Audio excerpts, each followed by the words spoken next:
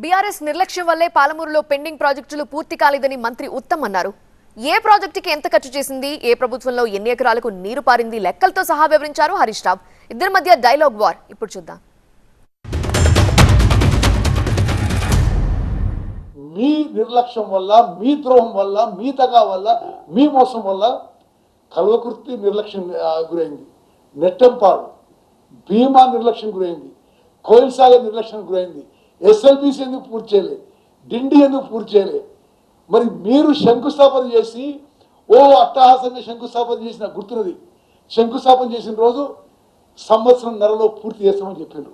ఎక్కడ మిర్యాల కూడా, Nagarjuna Sagar, Devarakonda, Huzurnagar lift irrigation schemes. మీ హయాంలో ఒక్క ఎకరం ఆయకట్టు వచ్చిందని. ఇవి పూర్తి చేయడానికి కేవలం 4,500 కోట్లు అయ్యేది, 16 లక్షల ఎకరాల ఆయకట్టు వచ్చేది. అడిగేటోళ్ళు లేడనుకుంటున్నావా? మా దగ్గర లెక్కలు లేవనుకుంటున్నావా? నువ్వు అబద్ధాలు ఆడితే మేమేమన్నా చేతులు కట్టుకొని చూస్తామనుకుంటున్నావా?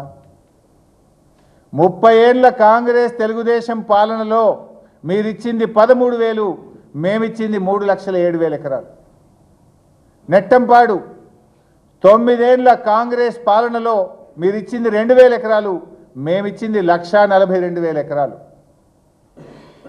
భీమా 9 ఏళ్ళ కాంగ్రెస్ పాలనలో మీరిచ్చింది 12,000 ఎకరాలు, మేమిచ్చింది 1,58,000 ఎకరాలు. కోయిల్ సాగర్ మీరిచ్చింది గుండు సున్నా 9 ఏళ్ళ కాంగ్రెస్, మేమిచ్చింది 38,250 ఎకరాలు.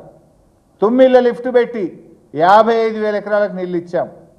ఇట్లా మేము చెరువుల ద్వారా, చెక్ డ్యాంల ద్వారా, తుమ్మిళ్ళ, కల్వకుర్తి, నెట్టంపాడు, భీమా, కోయిల్ సాగర్ ద్వారా 10 లక్షల ఎకరాల్లో పాలమూరులో నీళ్లు బారిచ్చాం మేము.